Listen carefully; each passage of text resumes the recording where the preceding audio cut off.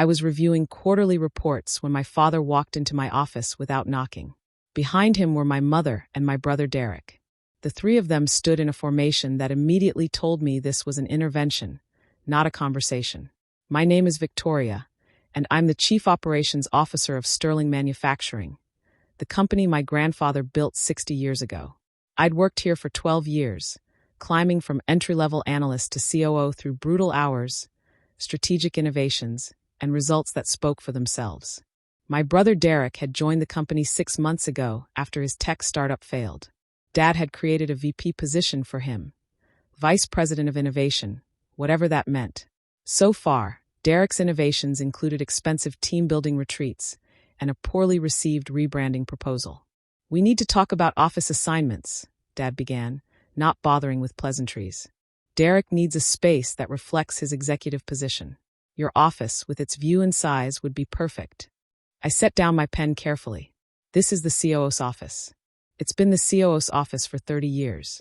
Yes, well, Derek's role is evolving. He's taking on more client-facing responsibilities. First impressions matter. Your office makes a statement. And where exactly would I go?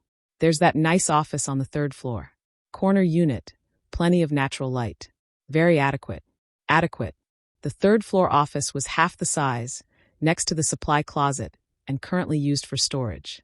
It was where we put people we were planning to let go, but hadn't gotten around to firing yet. That's not a lateral move, Dad. That's a demotion. Don't be dramatic, Victoria. It's just an office. Your job isn't changing." Mom spoke up, her voice gentle but firm. "Derek needs to feel valued. He's had a rough year with the startup failure. This would really boost his confidence." I looked at the three of them. My father, the CEO who'd inherited the company from his father. My mother, who'd never worked here, but somehow had opinions about everything. And Derek, standing there with that entitled expression I'd seen my whole life. The look that said the world owed him something. "When do you want me to move?" I asked quietly. Dad looked surprised, like he'd expected more of a fight. "By Monday. We're having Derek's office warming party Monday afternoon. Clients, board members, the whole executive team." "Understood. You're being very reasonable about this," Mom said, relief evident in her voice. "I knew you'd understand once we explained." I didn't respond. I just turned back to my computer and pulled up a document I'd been preparing for weeks, but hoped I'd never have to use. After they left, my assistant Jennifer came in. I heard, "I'm so sorry, Victoria." "Don't be. Do me a favor, though. Book the large conference room for 8 a.m. Monday morning. Send invites to the entire executive team, including the board members who are coming to Derek's party." "What's the meeting about?" "Just mark it as urgent. Executive announcement." That afternoon, I began packing. 12 years of work, achievements, awards. Photos from company milestones where I'd led the initiatives that saved us during the recession. The Innovation Award I'd won for streamlining our supply chain. The framed article from Industry Weekly naming me one of the top COOs in manufacturing. Derek walked past my office and paused. "Hey, Vic. No hard feelings, right? It's just business." "Just business," I repeated. "Of course." He smiled, missing the ice in my tone. "Great. Hey, I'm planning to repaint in here. Maybe a feature wall. Make it more modern. Any suggestions?" "Paint it however you want, Derek. It's your office now." After he left, I pulled out the folder I'd been maintaining for 3 years. Inside was documentation of every decision I'd made, every initiative I'd led, every client relationship I'd built. Also inside, the detailed succession plan I'd created 18 months ago when Dad had his health scare. The plan clearly outlined what would happen if I left, which departments depended on my direct oversight, which client relationships were maintained through my personal connections, which ongoing projects existed entirely because of my strategic vision. Dad had never read it. He'd filed it away, assuming I'd always be there. Big mistake. Saturday morning, I drove to my grandfather's house. Grandpa Sterling was 92 now, retired for 15 years, but still sharp as ever. He'd built Sterling Manufacturing from nothing, and he understood what made it work in a way my father never had. "They gave your office to Derek," he said as I walked in. "It wasn't a question." "How did you know?" "Your father called me. Wanted my blessing. I told him he was making a mistake. He poured us both coffee." "You're leaving, aren't you?" "Monday morning. 8 a.m. He nodded slowly. I hoped you wouldn't, but I understand why you must. Tell me your plan. I laid out everything. Grandpa listened without interrupting, his expression growing more satisfied with each detail. You inherited your strategic mind from me, he said when I finished. Your father inherited the company, but not the ability to run it. I thought maybe he'd grown into it over the years. Clearly, I was wrong. I tried, Grandpa. I tried to make it work. I stayed through the recession when I had 3 other job offers. I fixed the supply chain disaster Dad created. I rebuilt relationships with clients he'd alienated. But I can't stay somewhere I'm not valued. Nor should you. Let me ask you something. When you leave, what happens to the Henderson account? Gone within a month. I'm the only one who understands their needs. They've told me multiple times they only stay because of me. And the Malaysian expansion? Dead on arrival. I'm the only one who's built the relationships there. Derek doesn't even know we're expanding to Malaysia. The automated inventory system? I'm the only one who knows how to run it. I designed it. Everyone else just uses the interface I created. Grandpa was quiet for a long moment. Your father is about to learn a very expensive lesson about the difference between a title and actual leadership. I don't want to hurt the company, Grandpa. You built this. The company will be fine. It's survived worse. But it needs to survive your father's ego before it can thrive again. Sometimes things need to break before they can be fixed properly. He paused. I have some money set aside. After this settles, when you're ready to start your own venture. Grandpa, no. I can't take your money. It's not charity. It's investment. You have your grandmother's maiden name, Sterling. That name means something in this industry. Use it. Sunday evening, I got a text from Jennifer. Derek's assistant just emailed the whole company about tomorrow's office warming party. There's a champagne toast scheduled for 2 p.m. I texted back. Make sure our 8 a.m. meeting is still on the calendar. It is. Everyone confirmed. They're curious what the urgent announcement is. They'll find out soon enough. I spent Sunday night drafting my resignation letter. Short, professional, effective. No emotion, no accusations, just facts. My last day would be Friday, giving them a week to attempt to find someone to take over my responsibilities. Except a week wouldn't be nearly enough. The systems I'd built weren't documented anywhere, but in my head. The client relationships were personal, not transferable.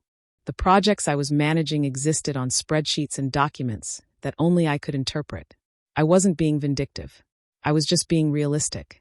I'd been doing the work of 3 executives while Derek collected a paycheck for doing nothing.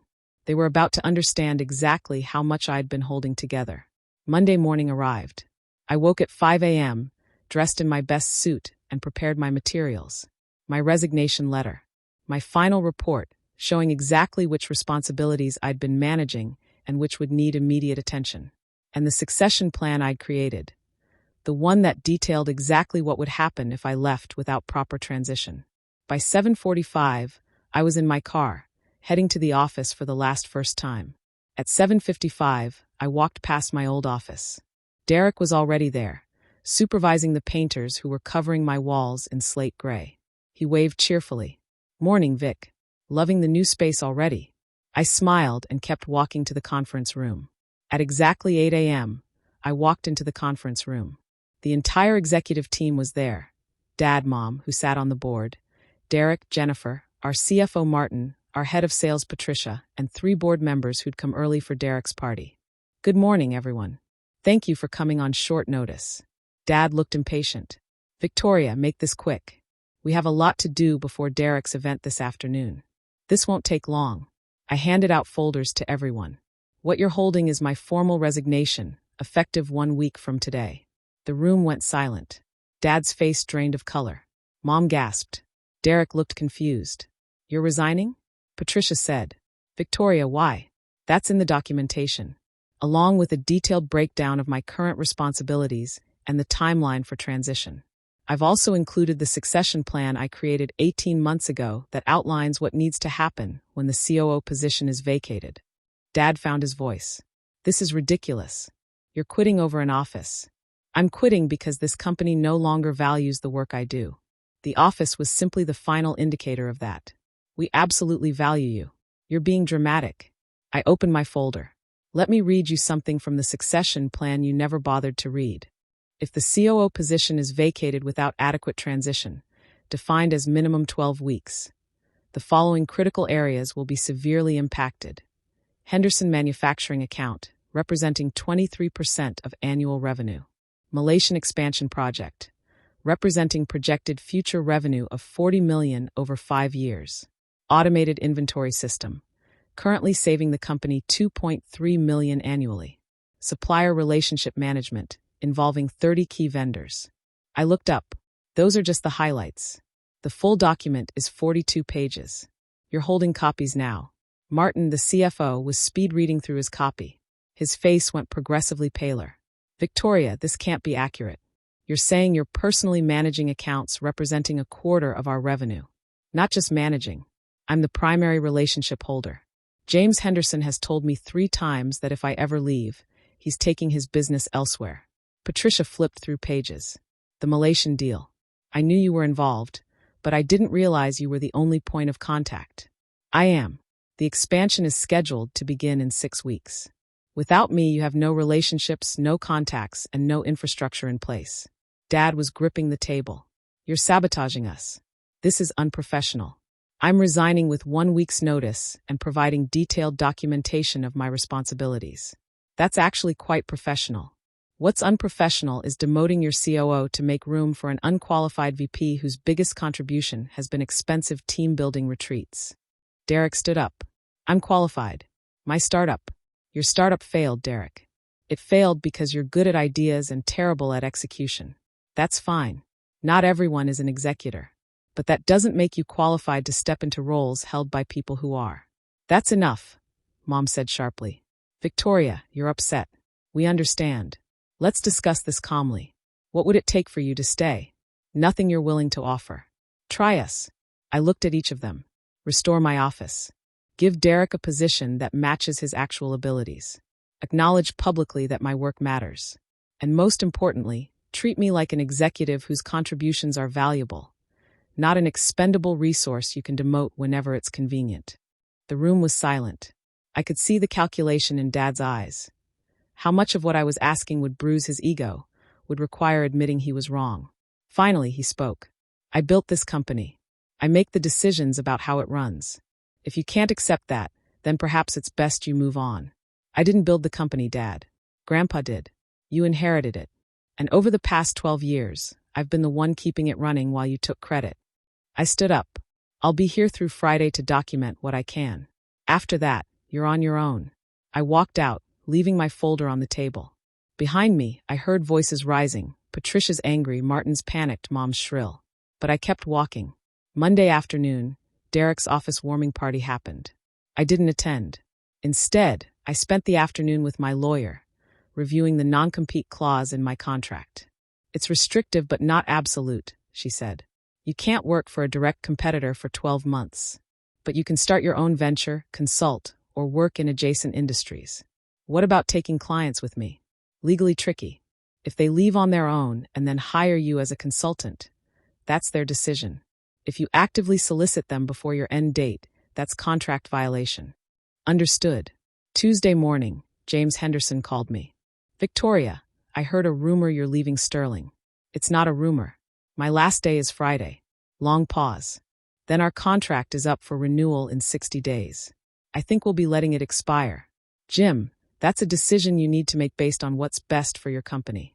My company works with people we trust. I trust you. I don't know Derek. And your father hasn't returned my calls in 6 months. You've been our only point of contact. Without you, there's no relationship. After we hung up, I made a note. Henderson Manufacturing, projected exit within 90 days. That was 5 million in annual revenue gone. Wednesday, Patricia from sales came to see me. The Malaysian contacts are asking for you specifically. They don't want to work with anyone else. I've documented everything I can. All my contacts, all the cultural notes, all the relationship history. It's in the transition folder. Victoria, these are relationships you built over 2 years. They trust you. They don't trust Sterling Manufacturing. They trust you. Then they'll need to decide if they can build new trust with whoever takes over. Thursday morning, the automated inventory system crashed. It was a minor glitch, something I could fix in 20 minutes. But I was no longer the COO. I'd documented the system, but the documentation was technical. The IT team spent 6 hours trying to figure it out. Jennifer found me at lunch. They're panicking. Martin is having a breakdown. The system glitch cost us $30,000 in delayed shipments. Derek tried to help and made it worse. Did they fix it? Eventually. But it took them all day for something you could have fixed before breakfast. Then I guess they're learning what the transition document meant when it said specialized system knowledge. Victoria, Dad wants to talk to you. Tell him my door is open. I paused. Oh wait, I don't have a door. I'm in the storage office. Tell him he can come find me there. Dad didn't come. Too much pride. But Friday morning, as I was packing my final boxes, he appeared in the doorway. The board wants to make you a counteroffer. I'm not interested. You haven't heard it yet. I don't need to. You gave my office to Derek. You demoted me to make him feel valued. You've made it clear where I rank in this family and in this company. Money won't fix that. We made a mistake. I see that now. The office is yours. Derek can have the third-floor space. And when Derek complains that it's not fair, when Mom says I'm being ungenerous, when the next time comes that you need to choose between making me happy and making Derek comfortable, Dad didn't answer. That's what I thought. You can't undo the decision, Dad. You can only regret it. And I'm done being the child who accommodates Derek's feelings at the expense of my own career. I picked up my final box. I'll email you this weekend with consultant rates. When the Henderson account implodes, when the Malaysian deal falls through, when you realize Derek can't actually do the job you gave him, you can hire me as a contractor at triple my current salary. Otherwise, good luck. I walked out of the storage office, past my old office where Derek was already moving in, and out to my car. My phone rang before I even left the parking lot. Martin. I let it go to voicemail. Then Patricia. Voicemail. Then Dad. Voicemail. I drove home, opened a bottle of wine, and waited for Monday. Monday morning, I woke up late. No alarm, no urgent emails, no crisis to manage. It was glorious and disorienting in equal measure. By 10 a.m., I had 17 missed calls. By noon, 32 emails.